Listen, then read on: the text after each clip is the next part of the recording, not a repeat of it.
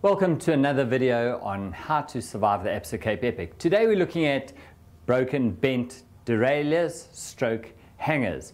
So this is how it goes. You're going up a hill, normally a very steep hill, you're in your easiest gear and you hear a ting, ting, ting, which is the derailleur hanger touching the spokes, and next minute suddenly all hell breaks loose and there are just bits everywhere.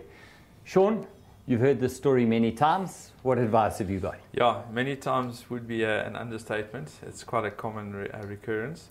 The key things to look at, first of all, is to have a look at the derailleur hanger. Now, the derailleur hanger is a piece of metal that fixes to a particular frame, and it is designed to actually bend on impact to try and preserve the actual derailleur, but sometimes it goes way beyond that. So have a quick look from the back and just make sure that this hanger looks straight. And how you can also do that, if you push a derailleur down and you look at it from the back, you're looking at the derailleur cage and you want that to be as straight as possible. If it's at an angle like this, in other words, literally touching the spokes, then you know, okay, there's been some serious damage. So key thing to look at, if it's only the hanger, you're fortunate, you can actually use your multi-tool. So you take where the 5mm Allen key bolt is, put your multi-tool in there, and then of course take your hand to support the derailleur, and while pulling gently on the derailleur and pulling up towards the clouds, you want to actually apply leverage. So you want to, remember the hanger's like this, you want to pull the hanger that it's now vertical again, to try and get it that your gears half engage at least. Sean, okay, so that's the bent hanger. What happens if all you've done is bend the actual derailleur cage? The only thing you can do then is, unfortunately, once that goes, it's non-repairable, is to make it into a single speed, whereby we're going to be braking the chain with your little chain breaker. Preferably don't re-brake your quick link, just pick another spot on the chain to actually detach.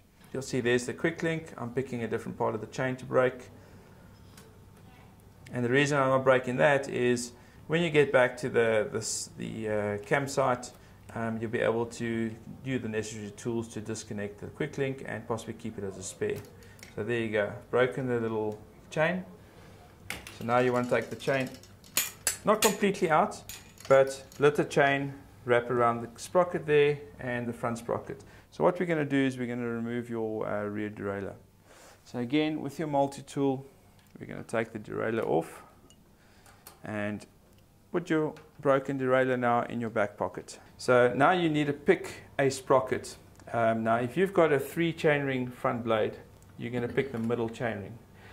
If you've got 10 gears in the back, you're going to pick somewhere in the middle. So it's sort of between your 4th and 6th sprocket. So there, that would be your 5th sprocket there. So what I would suggest is come one down,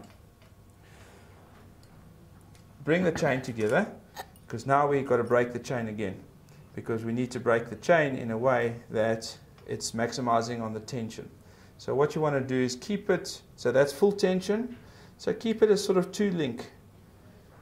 Break it on that 2nd link so it looks like as supple as this is. So put this on the small one for now, just so that you can actually join the chain. Okay, so you got your quick link. Again, insert it on the one side, insert it to the opposite side. Bring the 2 together. Quick link is in. So now you can pedal, but you can see obviously your chain is very, very supple. So what you would need to do is just carefully push with your finger while you're pedaling and go into one bigger gear. So if we go one bigger gear, just see here. There you go. So my finger was acting like a derailleur does. While you're pedaling, move the chain up and you'll see now the chain has full tension. Sean, so on a triple chainring, we'd run the middle one. On a double, I'm assuming the small. And of course, if you're running a single chainring, you've got no choice. That's correct, yeah. Thank you, Sean. Remember, the key here is to run the chain as straight as possible. Remember, each dropout is proprietary to that particular brand and model of bike. So make sure you've got the right dropout, because chances are you can't use somebody else's. This is a skill that you need to practice. The first time you do it, Sean made it look really easy. It's not quite so easy.